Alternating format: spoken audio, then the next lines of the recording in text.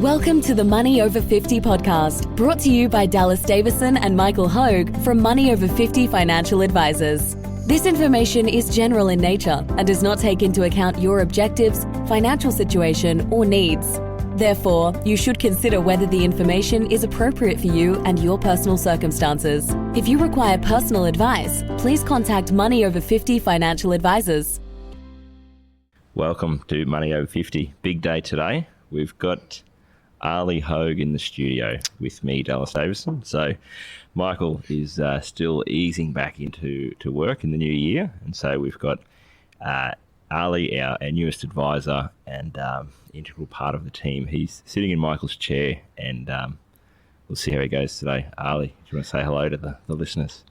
Hey guys, thanks for the introduction there, Dallas. It's moving up in the world, I guess. Big day. From the start, it was me creating the podcast, editing. as the sound engineer, and now you've over many years worked your way up to sit in the chair. So. I know. It's if you listen to those first podcasts, they were horrible in terms of quality. I mean, the content was good, but the sound wasn't that good. So what you're saying is now that you're sitting in the chair, the content is going to have the same approach, where because you're involved, the content's actually going to get better without Michael sitting here. So. Oh, that's exactly right. Yeah. It's a hard life being this good. No, so basically we've got one topic for us today that we spent a bit of time going back and forward thinking of a title, where I ended up with, which is probably still not worded that well, but the best I could come up with was losing money feels twice as bad as making it. So now what I'm talking about here is that, and this is actually not just something that I've noticed. Some of these podcasts are just me spouting off a theory that I've made up, but this is actually a genuine psychological theory called loss aversion theory. And what it means is that the actual emotional pain of loss, so if we lose something, lose an amount of money, the actual emotional pain that we feel from that, the actual technical amount is 2.5 times worse we feel about losing that money than the pleasure that we gain from winning it. Is that an actual stat? That's 2.5 stat. Yeah, right. I mean, I might have just made that up. Pluck that out. Yeah, but I think that is actually. I read it somewhere. I think it was. I don't think I read it on Facebook. I think I actually read it in a real place. But it does. It feels about right to me. It does. Yeah, it does feel about right. Yeah. So where we got to think about this and why. Ali and I in particular want to talk about is we've been looking at, we just finished all our end of calendar year reviews with all of our clients. And so basically over the last calendar year, Australian and overseas company prices have been fairly volatile throughout the year. Where they finished up the year was slightly down at the start of the year, if that makes sense. But the year before was a huge gain. And so that was I think your point of where you noticed this initially was that the pain of a 5% drop over this last calendar year is like, that's a really hard thing for people to experience. Oh, 100%. And we work with money sort of every day, and it's not just our clients that feel that. No. We feel it as well. Yeah, as much as we. That's exactly right. That's a good point. It does impact us in the same way where. If when we're looking at this, when we're sending out, we're sitting there with our clients going, hey, last year your balance went from 500,000 to 600,000, for example. Everyone feels, oh yeah, that's pretty good. Happy, they're happy. We're sort of happy. Yeah, that's $100,000. Like that's a big sum.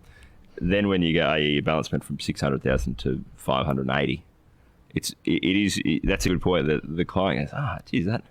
I like seeing that number go up, but watching it go down hurts a lot more. It's the same for us. It's actually not harder to report because it just is what it is, and we intellectually know the numbers, but it does feel very different, than a $20,000 gain. So yeah, that's a good point. Yeah, of course. Like, you can train yourself as much as you want, but you're always going to feel that little bit of pain. Yeah. No matter what, even in our own sort of financial life, we still see that. But at least as you said, we intellectually know that it's just a point in time. Yeah.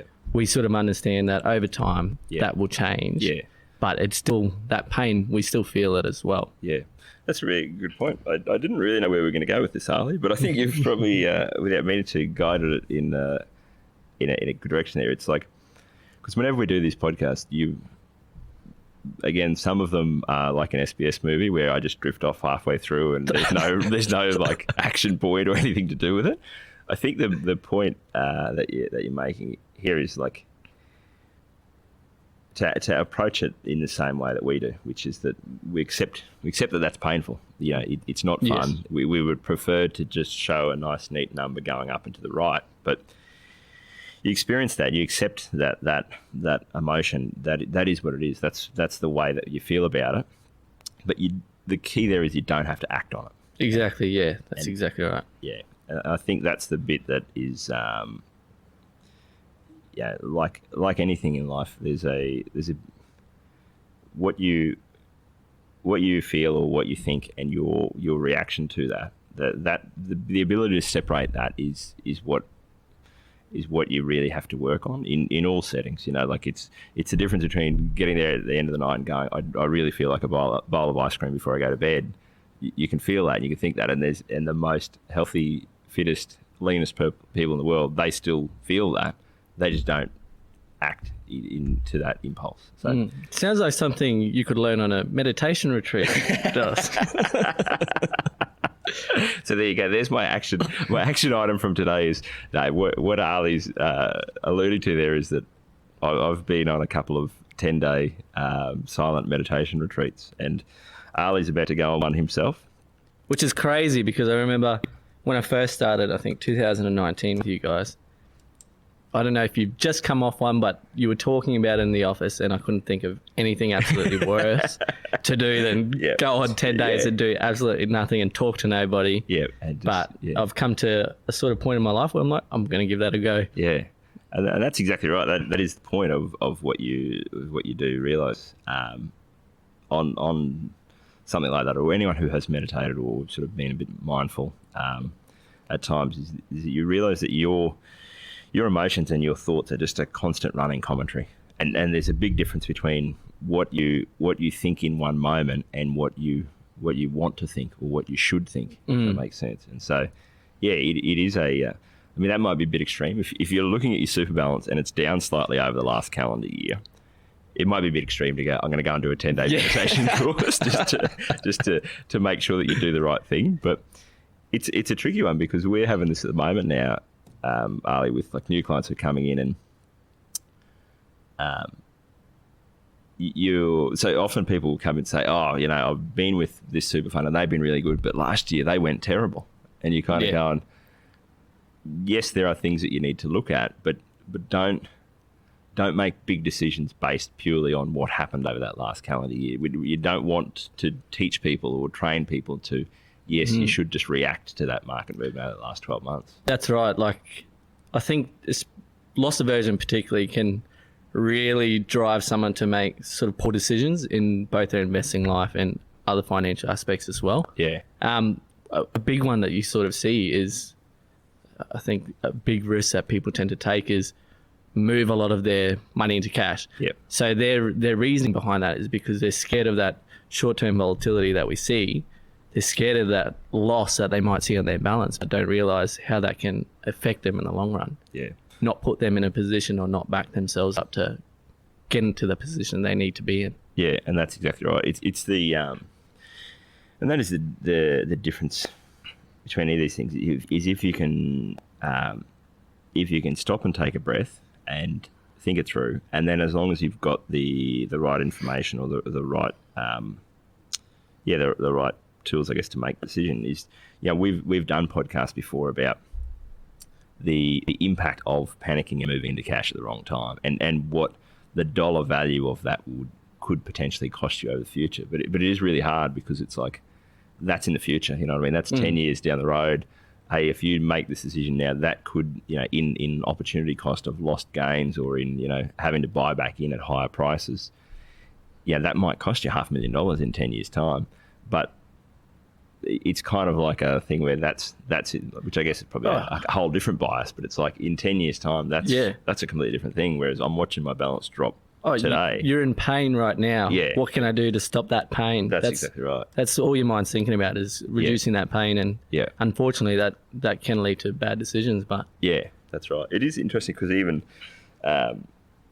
in other settings where, Nicola and I are looking at houses at the moment, and we were just talking about it this morning, where you've got to get off the emotional roller coaster of getting attached to any one house that you look at, because it's like, you look at a house and you go, oh yeah, that could work, or maybe that's right for us, or whatever.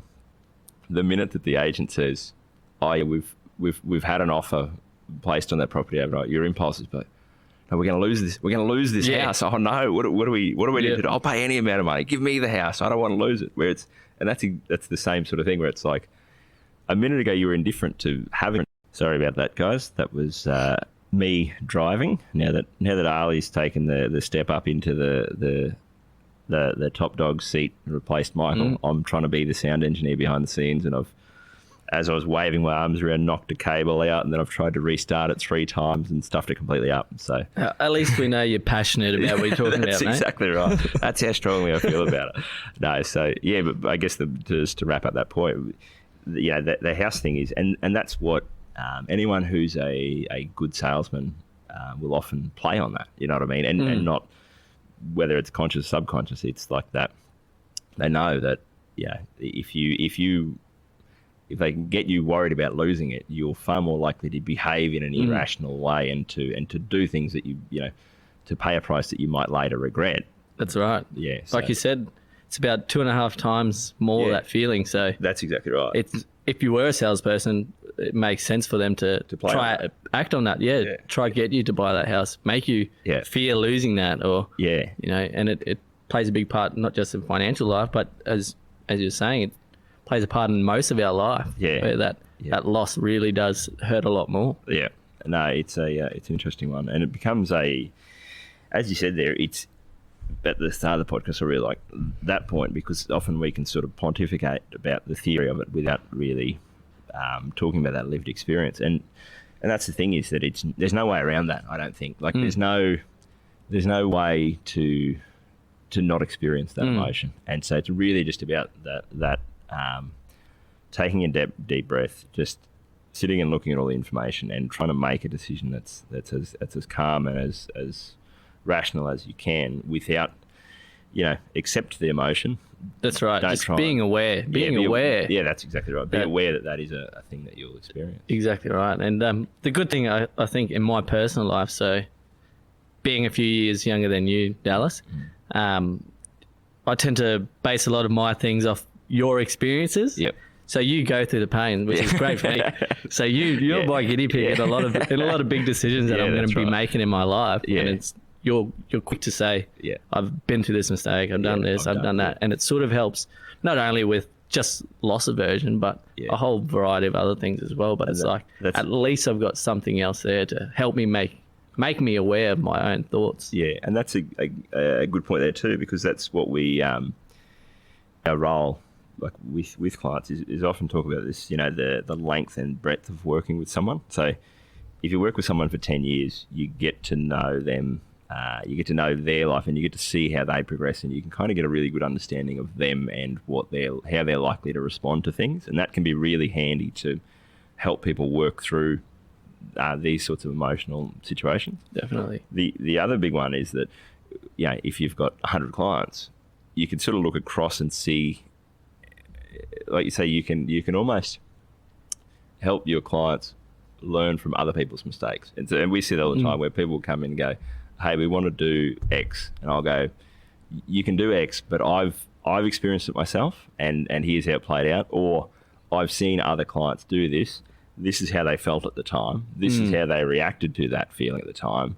And this is now the regret that they have based on that. And so it's really about going, you are going to feel that. Like I don't have any answer to avoid you feeling that, but I can tell you that it's almost, instead of trying to intellectualize it and go, here's exactly the numbers of why you shouldn't do that.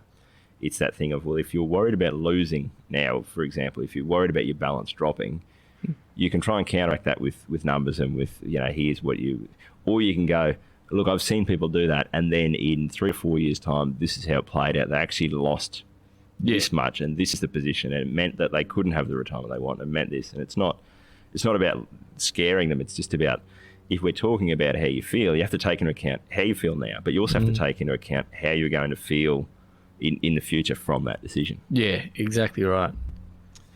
Well, mate, that's a cracking podcast to start. Well done. I think you're a great foil and good at keeping me on track and actually leaving us with some sort of real action. Something actually, yeah. Still on the same topic. Yeah, I think my only worry, I guess, in my morning shower routine, I was thinking, me and Dallas, we actually have our thoughts on the same sort of line compared to you and Michael, where I think we've worked together for so long that we think about things the same way. Were you concerned that we were going to sit here and I was going to say something, you're going to go, yes, that's 100% how I think. That's exactly how I feel. While you and Michael, you love a debate. So no, I think we're on a different enough track there that should be helpful for people. So thanks for listening. Thank you. Thank you for listening to the Money Over 50 podcast with Money Over 50 financial advisors. For more information and resources, visit the Money Over 50 website, mo50.com.au. We look forward to catching up again soon.